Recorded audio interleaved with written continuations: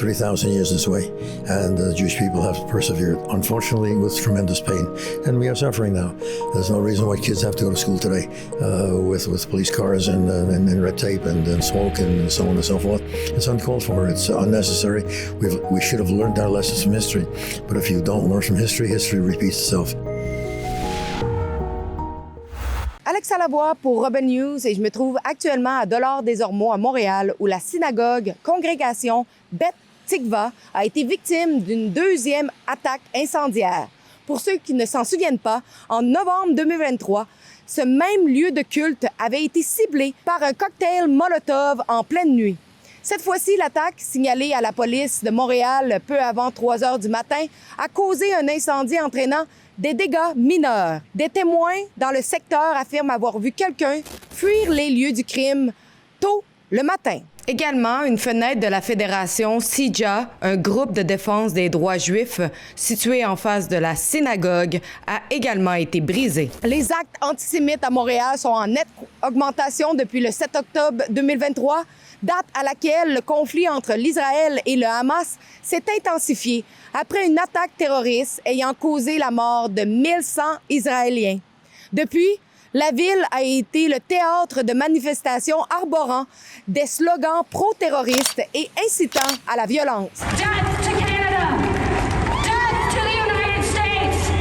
And death to Israel! Des écoles juives ont été prises pour cible durant la nuit. Des commerces juifs ont été vandalisés avec des vitrines brisées et des menaces de mort. Des attaques incendiaires contre des synagogues ont également eu lieu à l'échelle internationale. Bien que des politiciens comme la mairesse de Montréal, Valérie Plante, le premier ministre Justin Trudeau et le premier ministre du Québec, François Legault, aient publiquement condamné ces actes criminels sur les réseaux sociaux, aucune mesure concrète n'a été mise en place pour prévenir ou stopper ces crimes.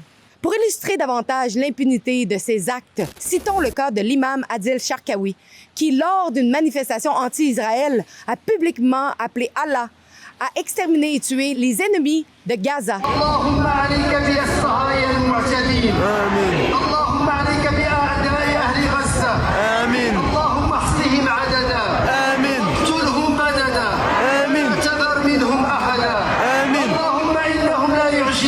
De plus, une propriétaire d'un café Seconde Cop employé à l'hôpital général juif a été filmée en faisant un salut nazi et appelant à la solution finale, une référence explicite au plan nazi visant à exterminer les Juifs d'Europe. Final solution is coming your way.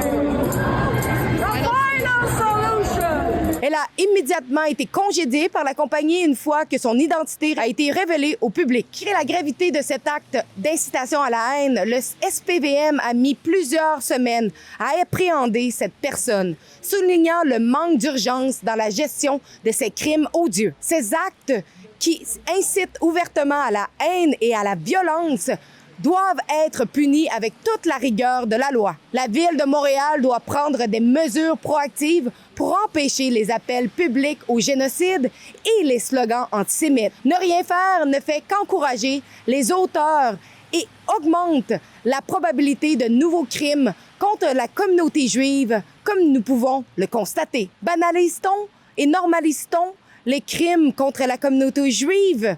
Une communauté qui cherche simplement à vivre en paix. Les manifestations arborant des slogans antisémites se poursuivent chaque semaine, tandis que le SPVM reste largement inactif face à ces messages de haine et actes criminels. Qui est responsable de l'insécurité que ressente actuellement la communauté juive?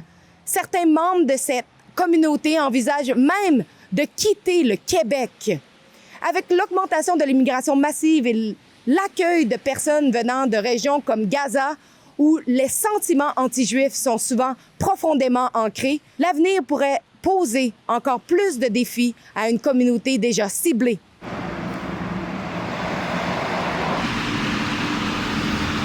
I want to have your thought on the fact that your place of worship have been the victim of hate crime. Unfortunately, this is like on the anniversary of the first firebombing, and it's happened to it now a second time almost a year later, and it's very distressing to know that there are hateful people out there who, instead of discussing issues as difficult and significant as the issues might be, take it upon themselves to violate sacred ground, and a synagogue is sacred ground, and we respect, and we should hope we have reciprocal respect for everybody else in terms of the way they want to worship or practice their personal lives, in terms of their sacred tasks. What do you think of the current situation in Montreal when we see hate crimes rising and skyrocketing at this point? It's like COVID out of control. Unfortunately, there's no cure. You can have, a vaccine for it and stave it off, but it's an endemic thing that seems to be just festering. And unfortunately, if there's no consequences for these kind of evil deeds, it'll just perpetuate and even grow. And sometimes the people don't know why they're protesting, what they're protesting.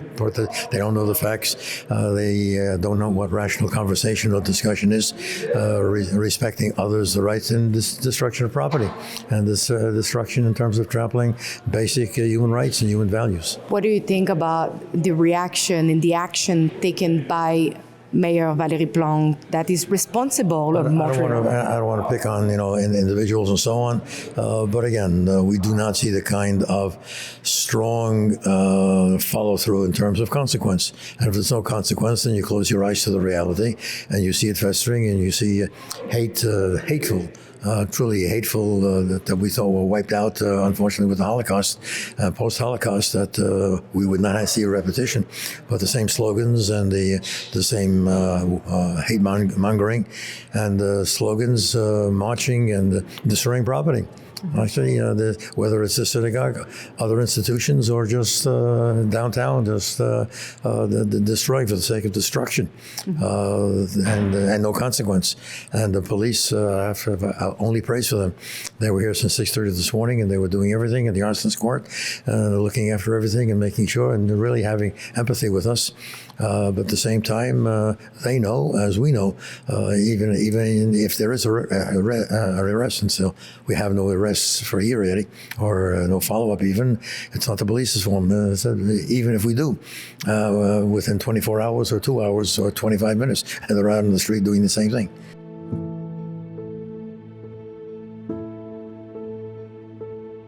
It's been 3,000 years this way, and the Jewish people have persevered, unfortunately, with tremendous pain. And we are suffering now. There's no reason why kids have to go to school today with police cars and red tape and smoke and so on and so forth. It's uncalled for. It's unnecessary. We should have learned our lessons from history. But if you don't learn from history, history repeats itself. And that's my greatest fear.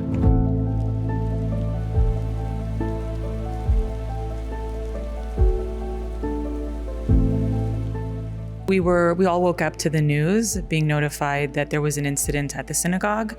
And of course, we were very concerned and alarmed. We rushed over, and thank goodness nobody was hurt. But of course, there's damage, and it was an act of violence, and we were very stressed. The window near the front door was broken. An incendiary device was thrown inside the building. There's some damage to the door and the entryway. The police came right away and cooperated with us and helped us. So we have it's in their hands now. It's very alarming and concerning, but we are a strong community. We won't be intimidated by acts of hate, and we will rally together and we'll stand up, and we will come out of this strong. We're living in troubling times right now, and the government has to step up. It's got to stop. When there is a lot of protests and violence in the city, when things are allowed to happen, then things escalate. And unfortunately, it might be a green light for people to be more violent and hateful. So that has to stop. It's concerning, definitely concerning, hoping for some change, hoping for action. And when something like this happens and it touches our home, we hope there will be consequences and that we learn and we move forward with a different reality. We encourage people to show support, show solidarity, and hate and violence against any community is unacceptable. So we hope that things will change and that people will not remain silent and that we can all use our voice to make a change. Words are not enough. We need action and we need consequences. We need them to step up, and there needs to be consequences for actions like this. N'oubliez pas d'aller signer notre pétition sur standwithisrael.com. Sur ce site web, nous avons une pétition pour montrer notre support envers la communauté juive ici au Canada. Donc, je répète, Canada, standwithisrael.com.